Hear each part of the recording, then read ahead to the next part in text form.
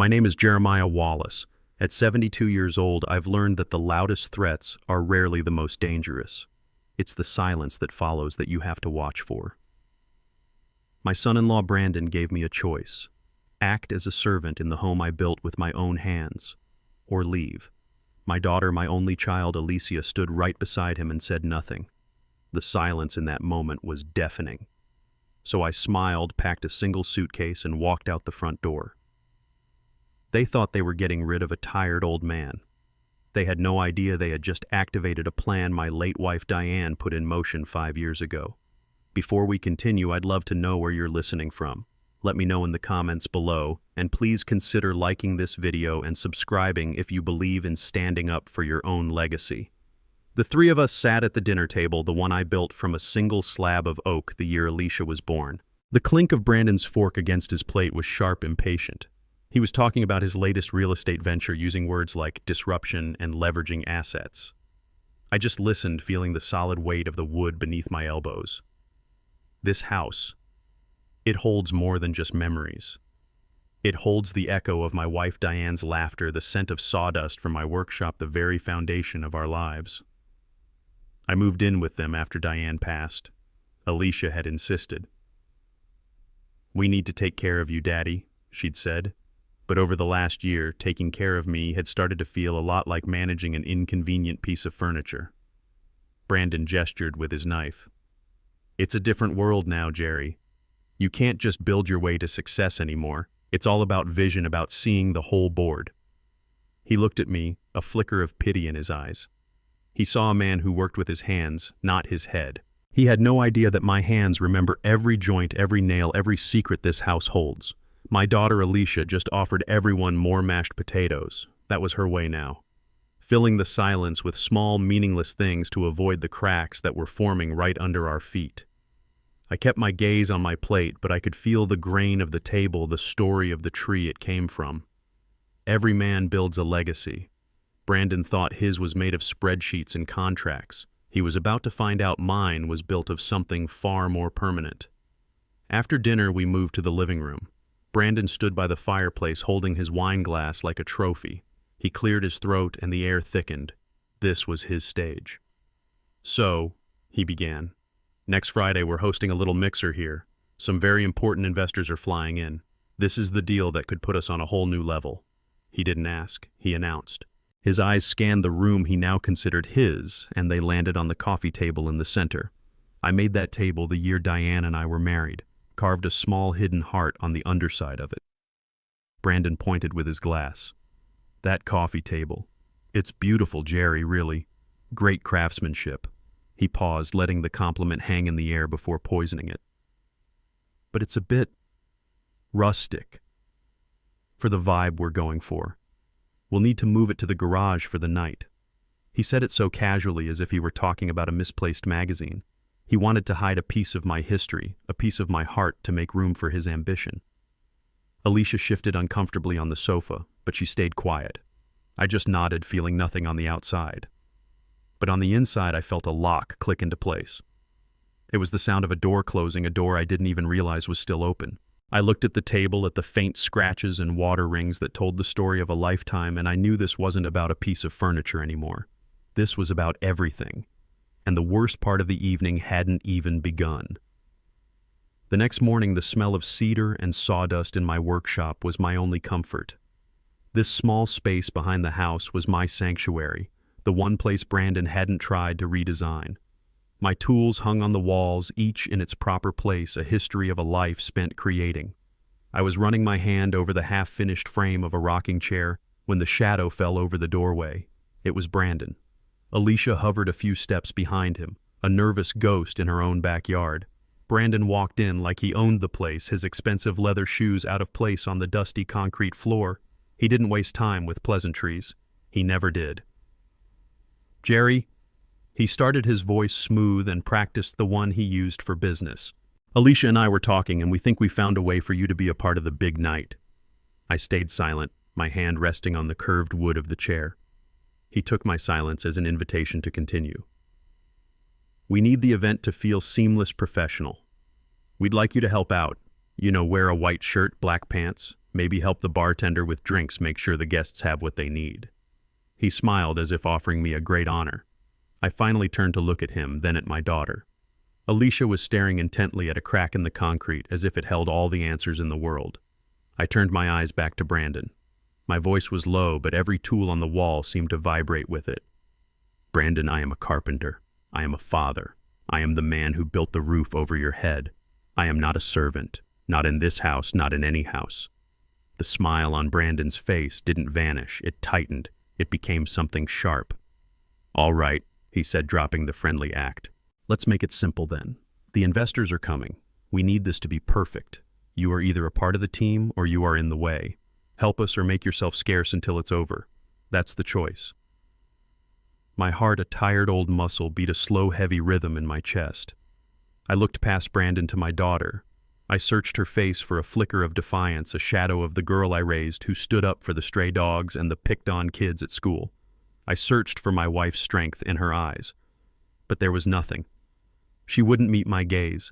She just stood there, twisting her hands together, a silent partner to my humiliation. And that silence was the final turn of the screw. It was the quietest, most painful sound I had ever heard.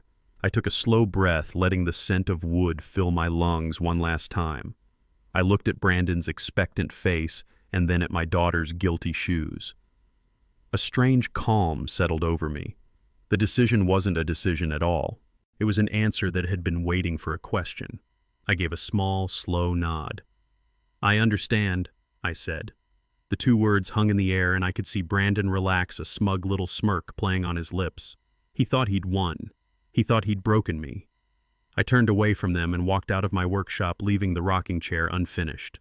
I walked across the lawn, my footsteps steady. Inside the house, I went straight upstairs to my room. There was no anger in my movements. Anger was a storm, loud and messy. This was something different.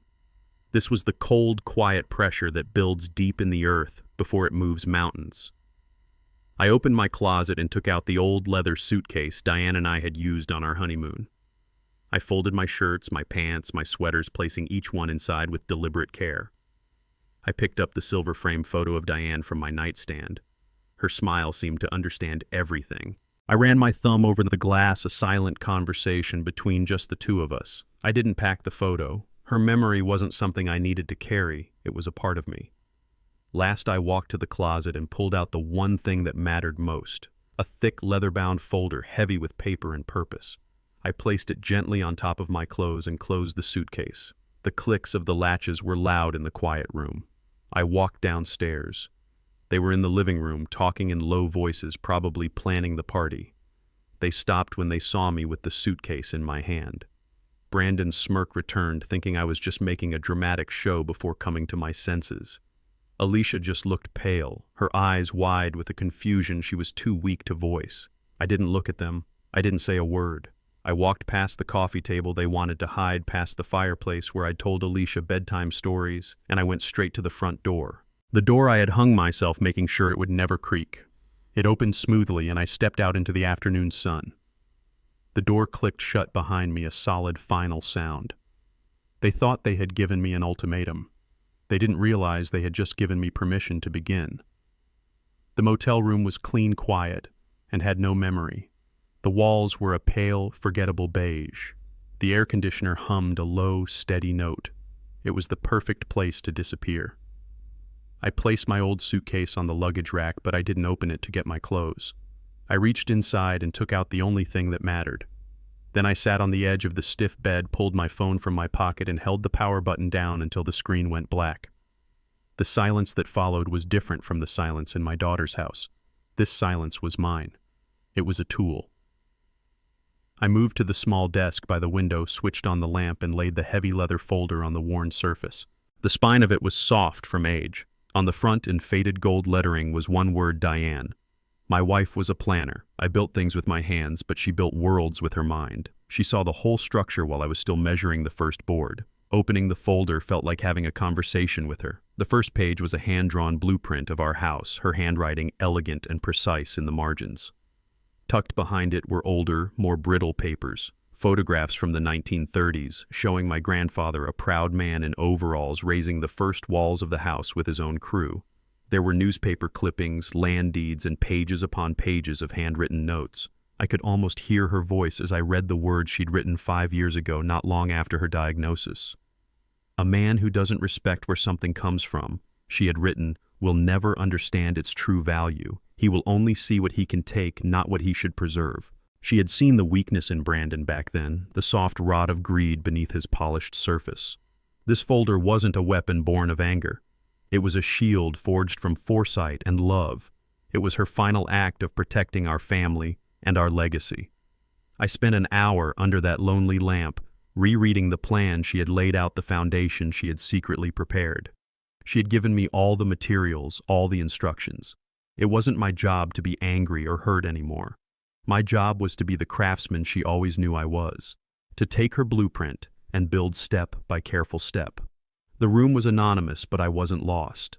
For the first time in a long time, I knew exactly where I was going. Back in the house, I built the house that knew my touch better than anyone's. Things began to come undone. It started small. A house, like a body, has its own rhythms, its own aches and pains that you only learn by living with it. The first sign was the sprinkler system on the lawn.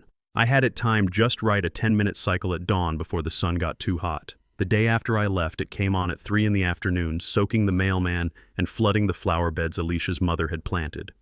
Brandon, I imagined, stood at the window cursing the technology he didn't understand. He probably spent an hour on his phone looking for a manual, getting angrier with every failed search, not knowing the control box had a loose wire that I used to jiggle just so every Sunday morning. Then came the dripping. The faucet in the upstairs bathroom had a slow, rhythmic drip that could drive a man insane if he wasn't used to it. I knew how to turn the handle to a very specific angle to make it stop. Brandon, I'm sure, tried to wrench it shut, which only made it worse. A tiny constant reminder that the master of the house was no longer the man living in it. Alicia started calling on the second day. The first call was probably out of a sense of duty. The fifth was laced with irritation. By the 10th, I could imagine the sound of her voice tight with a worry she wouldn't want to name. She wasn't worried about me. Not yet. She was worried about the smooth running of her life. She was worried about the party. The missed calls piled up on my dark screen, a silent testament to their growing chaos. 20 calls, 35. The number became a score, 48.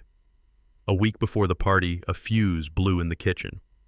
It was the old fuse that controlled the outlets for the refrigerator and the microwave. I kept a spare in the utility closet in a small tin box labeled fuses. Brandon probably went to the circuit breaker in the basement, flipping switches with increasing frustration, unable to understand why half the kitchen was dead while the other half was fine. I can almost picture him standing in the dark kitchen, the beam of his expensive smartphone flashlight cutting through the gloom, feeling utterly powerless. He was a man who moved millions of dollars with a click, but he couldn't make the refrigerator hum again. The caterers called, needing to confirm details. The florist needed to know where to set up. Every question, every small logistical problem became a fresh wave of stress. These were all things they had assumed I would handle, or at least be present for, the silent, reliable engine in the background of their lives. Now the engine was gone. The house was no longer a stage for their ambitions. It was becoming what it had always been beneath the surface, a complex organism of wood wire and pipe, an old friend of mine that refused to cooperate with strangers. The chaos wasn't loud. It was a quiet, creeping decay. It was the sound of a dripping faucet in a silent house. It was the sight of a beautiful lawn slowly turning yellow in patches. It was the feeling of a cold refrigerator. And on my silent phone, it was the number climbing steadily, relentlessly. 55 missed calls. Their carefully constructed world was beginning to fray at the seams, and they had no idea how to stitch it back together. On the 8th day of my self-imposed exile, I walked into the law offices of Washington & Associates. The contrast was stark. I was a man of sawdust and wood grain stepping into a world of glass, steel, and quiet, expensive carpeting. The air was cool and smelled faintly of paper and success. A young woman at a sleek white desk directed me to a corner office with a view that stretched over the entire city. Maya Washington was not what I expected. She was young, maybe early 30s, with a sharp, intelligent face and eyes that didn't miss a thing. She wore a dark blue dress that was all business, but there was a warmth in her handshake that was genuine. Her office was modern and minimalist, but on her wall there was a large framed black and white photograph of a group of civil rights marchers, their faces determined and hopeful. I knew then that Diane had been right about her. I sat in the leather chair across from her desk. She began with the usual questions, her voice calm and professional. She was sizing me up, trying to fit my story into a neat legal box family dispute elder abuse property contest. I let her ask her questions, answering them simply and directly. Yes, my daughter's name is Alicia. Yes, my son-in-law is Brandon Miller. Yes, I left the house of my own free will. I could see a flicker of doubt in her eyes, a professional skepticism. She probably heard stories like this every day, tangled emotional messes with no clear legal path forward. I didn't blame her. After I had given her the basic facts, I leaned forward and placed the heavy leather folder on her polished desk. The sound it made was soft, but it landed with the weight of 50 years. My wife Diane passed away 5 years ago, I said. She was a planner. She asked me to give this to you if the time ever came. Maya looked at the folder, then back at me. Her expression shifted slightly. This was no longer a standard consultation. She opened it. For a long moment, she just stared at the first page, the hand-drawn blueprint of the house. She ran her fingers lightly over my wife's handwriting. "Your wife drew this?" she asked, her voice softer now. "She did," I said. "She had an eye for things, for how things fit together." Maya turned the page, and then the next, and the next. The room was silent except for the soft rustle of paper. I watched her face as she worked her way through Diane's legacy. I saw her professional focus sharpen as she read through the land deeds, some dating back to the 1920s. I saw her brow furrow in concentration as she examined the photographs of my grandfather and his crew, their faces proud and serious as they stood before the half-finished frame of the house. Then she got to the newspaper clippings. They were old and yellowed from local black newspapers of the era, articles praising the craftsmanship of Wallace & Sons construction, celebrating my grandfather as a pillar of the community, a man who built things to last. I watched as her eyes moved faster, connecting the dots, seeing the story that Diane had so carefully laid out for her. This wasn't just a house. It was a landmark. It was a piece of history, a testament to a black family that had built and owned and thrived in a place long before men like Brandon saw it as just another asset to be flipped. Finally, she reached Diane's handwritten notes, the legal research she had done in the final months of her life. She had outlined the entire process for applying for historical preservation status. She had highlighted city ordinances, cited legal precedents, and even drafted the initial letters. It was a complete battle plan. Maya looked up from the folder, her eyes shining with a new light. The skepticism was gone, replaced by a fierce, focused energy. "Mr. Wallace," she said, and her voice was different now. It was the voice of an ally. Your wife was a brilliant woman." I just nodded, a lump forming in my throat. I managed to say, "she was a builder." Maya leaned forward, her hands flat on top of the open folder as if protecting it. "This is more than a property dispute," she said, her words coming faster now. "This is a preservation case. This is a legacy case. With this evidence, with this story, we don't just have a chance. We have a moral imperative." She explained the legal strategy building on the foundation Diane had laid. The first step was the application to the city's Historical Preservation Committee. She talked about legal injunctions and property liens. The words were complex, but the meaning was simple. We were going to build a fortress of paper and law around that house, a fortress that Brandon's money couldn't possibly break through. For the first time, she smiled. It was a real smile, sharp and determined. "He thinks he's in a real estate battle," she said. "He has no idea he's wandering into a history lesson. And, Mr. Wallace," she looked me straight in the eye, "I am an excellent teacher." When I walked out of her office an hour later, the city looked different. It didn't look like Brandon's city of deals and demolitions. It looked like my city. A city of stories, a city with history, a city with foundations strong enough to withstand any storm. The silence on my phone didn't feel like an absence anymore. It felt like the quiet before the work begins. I had my tools, I had my blueprint, and now I had my partner. It was time to start building. 3 days later, Maya and I found ourselves in a place that felt like the city's memory bank. Dr. Alistair Finch's office was not an office at all. It was a den of history. Books were stacked to the ceiling, old maps were spread out under glass on a massive wooden table, and the air smelled of old paper and leather. Dr. Finch himself was a short, energetic man in his late 60s with a tweed jacket and a bow tie that was slightly askew. His eyes, magnified by thick glasses, lit up with a child's curiosity when Maya began to lay out the contents of Diane's folder. He didn't interrupt. He just listened, his head cocked to one side, occasionally nodding as Maya explained the legal framework of our petition. When she was finished, he looked at me. "And you, Mr. Wallace," he said, his voice raspy but kind. "You grew up in this house." I told him I did. I told him about my father and my grandfather before him.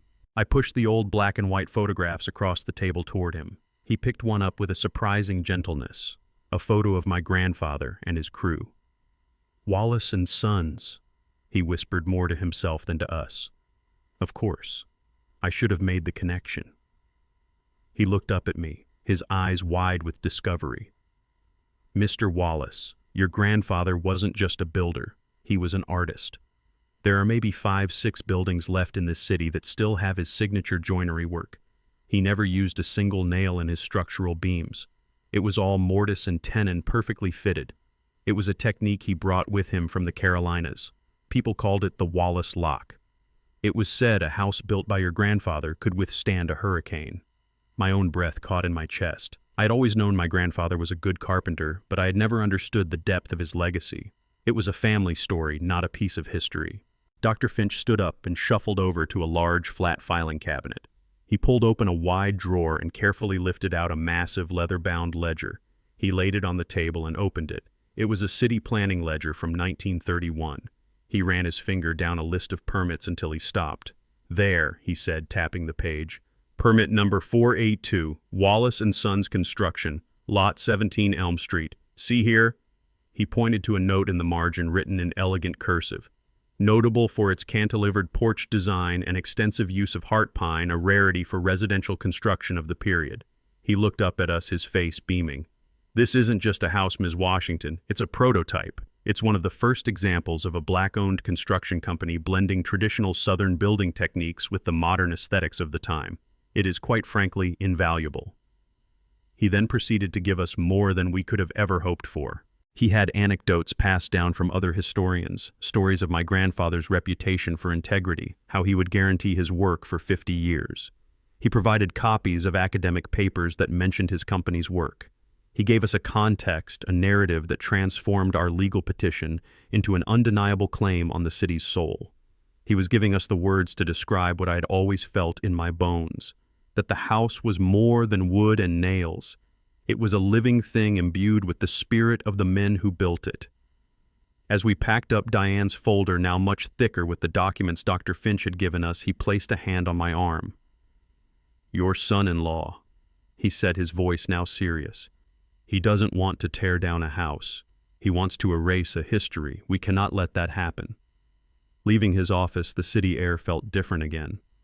I wasn't just fighting for my home anymore. I was fighting for my grandfather's name. I was fighting for the story of the Wallace lock, for the strength in those beams, for the quiet dignity of building something meant to last. Brandon thought he was buying property. He had no idea he was picking a fight with history itself. And history, I was learning, had very deep roots. I wasn't there to see it, of course, but I can picture the scene as clearly as if I had built it myself. The letter from Maya Washington's office would have arrived on a Tuesday, a crisp, cream-colored envelope tucked between a glossy furniture catalog and the water bill. It would have felt important, official, a piece of a world that Brandon desperately wanted to conquer. He probably saw the embossed logo of the law firm and felt a flicker of annoyance, assuming it was a complaint from a contractor or some other minor nuisance. I can see him slitting it open with a silver letter opener, his movements sharp and impatient. Alicia would have been in the kitchen, probably on the phone, trying to find a plumber who could fix the mysterious gurgling sound in the pipes that had started a few days earlier. Brandon would have scanned the first few lines, his expression of annoyance slowly melting into a look of smug satisfaction. I can almost hear the sound of his short, sharp laugh. The kind of laugh that doesn't come from joy, but from a deep, unshakable sense of superiority. He would have tossed the letter onto the granite countertop. "Well, what do you know?" he would have said, his voice dripping with condescension. The prodigal father wants to talk. Alicia would have ended her call, her face a mixture of hope and fear. What is it? He would have leaned back against the counter, crossing his arms, the picture of a man in complete control. It's a summons to his new lawyer's office. It looks like the old man has finally run out of motel money. He wants to negotiate. He said the word negotiate as if it were a dirty thing, something lesser people did. For him, there were only winners and losers, conquests and surrenders. He picked up the letter again, folding it neatly and tucking it into his jacket pocket. He was a man accepting an invitation to his own victory celebration. He had no idea he wasn't preparing for a negotiation. He was preparing to walk into a history lesson he was destined to fail. The conference room in Maya Washington's office felt like a different world. The long, dark wood table was polished to a mirror shine, reflecting the cool, modern lights from the ceiling. Outside the floor-to-ceiling window, the city bustled on, but in this room the air was still and heavy with purpose. I sat on one side of the table with Maya to my right and Dr. Alistair Finch to my left. We didn't speak. We were a silent, united front. I felt a deep calm, the kind a carpenter feels when he knows his measurements are true and his tools are sharp. The work was about to begin. When the door opened, Brandon strode in first, a confident, predatory smile already on his face. He had dressed for a victory, wearing an expensive suit and a brightly colored tie. Alicia trailed behind him, looking small and nervous. She clutched her purse like a shield. Brandon's smile faltered the moment he saw us. He was expecting to see me, a lonely old man he could easily intimidate. He was not expecting my sharp, impeccably dressed lawyer, and he certainly was not expecting the distinguished-looking man with a tweed jacket and a serious expression. The confident energy he had walked in with seemed to evaporate into the cool, conditioned air.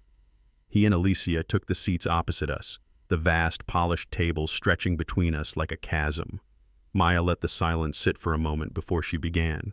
Her voice was calm, professional, and as sharp as a freshly honed chisel. "Thank you for coming, Mr. and Mrs. Miller," she said. "I am Maya Washington, counsel for Jeremiah Wallace, and this," she gestured to the man beside me, "is Dr. Alistair Finch from the City Heritage Committee." I watched Brandon's eyes dart from Maya to Dr. Finch and then back again. The gears in his head were grinding, trying to process a piece that didn't fit into his simple puzzle of greed and power. A Heritage Committee. What did that have to do with anything? "The purpose of this meeting," Maya continued, her hands folded neatly on the table, "is to inform you of a recent and significant development regarding the property located at 17 Elm Street." Brandon leaned forward, his arrogance returning. If my father-in-law has a financial request, he could have just called. Maya ignored him completely. Her gaze remained fixed on him, unwavering. As of 9 a.m. this morning, the City Heritage Committee has voted unanimously to grant the property provisional historical landmark status. The words dropped into the silent room like stones into a still pond. Alicia gasped a small, quiet sound. Brandon just stared. For a full 10 seconds, he said nothing.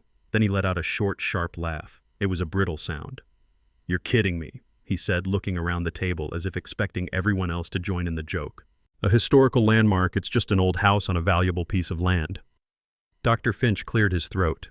"It is, in fact, one of the most well-preserved examples of pre-war residential construction by a black-owned firm in this city's history," he said, his voice quiet but firm. "It is anything but just an old house." Brandon's face flushed a deep red. His mask of control was cracking. He turned his glare on me. "This is your doing, isn't it? Some pathetic little trick because you were mad about a party. This is unbelievable." He turned back to Maya, his voice rising. "This is meaningless. A provisional status. My lawyers will tear this apart in 5 minutes. This changes nothing. We will still sell the house." Alicia, who had been silent the whole time, finally spoke. Her voice was a whisper. "Daddy." She was looking at me, really looking at me, perhaps for the first time in years. In my eyes, she wasn't seeing a tired old man anymore. She was seeing a strategist, a man who had a plan she couldn't comprehend. I held her gaze but remained silent. My silence was my answer. This was my house, my legacy, and I was not the one on the defensive anymore. Brandon was still talking, still blustering about his legal team and his rights He paused, realizing his mistake. He had no rights here. It wasn't his name on the deed. He was a guest who had overstayed his welcome, and the real owners of the house, both living and dead, were finally asking him to leave. Brandon's laugh was gone, replaced by a red-faced fury. "This changes nothing," he spat across the polished table, pointing a finger first at Maya, then at me. "My lawyers will have this ridiculous landmark status thrown out in a week. You can't just decide a house is suddenly a museum. It's my house." His voice cracked on the last word, a slip of possession that hung in the air like a lie. Alicia flinched beside him. Maya didn't even blink. She let his anger echo in the silent room until it died out, leaving only the sound of his heavy breathing. She weighted her calm, a weapon more powerful than his rage. When she finally spoke, her voice was quiet, cutting. "Your house, Mr. Miller? That's an interesting assumption." She slowly, deliberately slid a bound document across the gleaming wood. It stopped directly in front of him. "The landmark status is only the first lock on the door," she said. "This is the second." Brandon stared at the document as if it were a snake. The cover page read, "The Last Will and Testament of Diane Wallace." He looked at me, his eyes wide with a new kind of panic. "What is this?" he demanded. "You have no right." "Oh, I have every right," Maya replied smoothly. "As the legal counsel for the executor of the will, please turn to page 4, section 3, paragraph B." Brandon's hands trembled slightly as he opened the document. Alicia leaned in her eyes, scanning the page alongside his. I knew the words by heart. I had read them 100 times in my quiet motel room. Maya recited them from memory, her voice a calm, steady drumbeat of destiny. "In the event of my husband Jeremiah Wallace's death, or in the event that he is no longer able or willing to reside at the property of 17 Elm Street, sole ownership of said property shall not pass to my daughter Alicia Miller. Instead, it is to be transferred in its entirety to a community trust established for the preservation of local architectural history." Brandon's head snapped up. He looked at Alicia, his face a mask of betrayal. "You knew about this," he hissed. She shook her head, tears welling in her eyes. "No, I never..." She looked at me, her expression lost and bewildered. Of course she didn't know. Diane and I had kept this between us, a final safeguard for a future my wife had seen more clearly than any of us. Before Brandon could even form another protest, Maya slid a second, newer document next to the will. "And this," she said, "is the charter for the Wallace Heritage Trust, legally incorporated last week with Mr. Wallace as its chairman, and a board composed of community leaders and historians, including Dr. Finch here." Brandon was no longer angry. He looked stunned, as if he couldn't process the information. He was a shark who had suddenly found himself in a desert. The rules he understood no longer applied. Maya delivered the final blow. "The Trust's primary legally binding mandate is to convert the property at 17 Elm Street into a museum and a tuition-free workshop dedicated to teaching traditional building crafts to a new generation of artisans." That was it. That was the sound of his world ending. It wasn't just that he couldn't sell the house. It wasn't just that he couldn't demolish it. The house was being turned into the permanent living monument of everything he had tried to erase. It was a fortress of legacy planted right in the center of his empire of glass and greed. For the first time I spoke. My voice was quiet, but it filled the room. "You saw a house, Brandon," I said, looking him directly in the eye. "You saw square footage. You saw an asset. You saw something old that you could tear down to build something new and profitable." I paused, then looked at my daughter. But Diane, she saw a foundation. My grandfather laid that foundation with his bare hands. We built a family on it. We built a life in it. Every floorboard, every beam holds a story.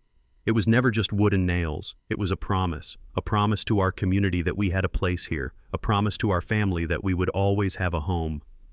My gaze fell on Alicia, whose tears were now flowing freely. "When you stood by in my workshop and said nothing, you let him try to tear down that promise. This isn't about getting revenge, Alicia. This is about keeping a promise that is bigger than you and bigger than me." Brandon wasn't listening. He had sunk back into his chair, the color completely drained from his face. His eyes were unfocused. I knew what he was seeing. He wasn't seeing us anymore. He was seeing the phone calls he would have to make to his investors. He was seeing the collapse of his entire development plan, a plan that hinged on acquiring that central property. The Wallace house was the keystone, and we had just pulled it out. His arch of ambition had crumbled into dust. Maya gathered her papers, her movements crisp and final. "The trust will be in contact regarding a timeline for you to vacate the premises," she said. "I believe this meeting is over." 6 months later, the air in the house has changed. It no longer holds its breath. Instead, it breathes with a new life filled with the scent of fresh-cut pine and the sound of creation. The tense silence has been replaced by the scrape of a handplane against wood, the rhythmic tap of a mallet, and the low, focused murmur of young people learning a craft. Next to the front door I built so long ago, a simple brass plaque now reads, "The Wallace Heritage Center." I was in the workshop showing a young woman how to read the grain in a piece of maple, how to find the story within the wood when I saw her. Alicia was standing at the edge of the lawn alone. She watched for a while, a quiet observer of this new world that had grown in the space where her old one had collapsed. She walked over, and the students, with a quiet respect, gave us space. She didn't have any grand speeches or tearful apologies. Words would have felt hollow anyway. Instead, she held out a small, long, velvet-lined box. I opened it. Inside, nestled against the dark blue velvet, was a single beautiful chisel. The steel was polished to a mirror finish, and the handle was made of rosewood, smooth and perfectly weighted. It was not a tool for a beginner. It was a tool for a master. It was the finest tool I had ever held in my hand. It was an apology and a peace offering spoken in the only language that could truly reach me now. The language of respect for the craft. The language of my life's work.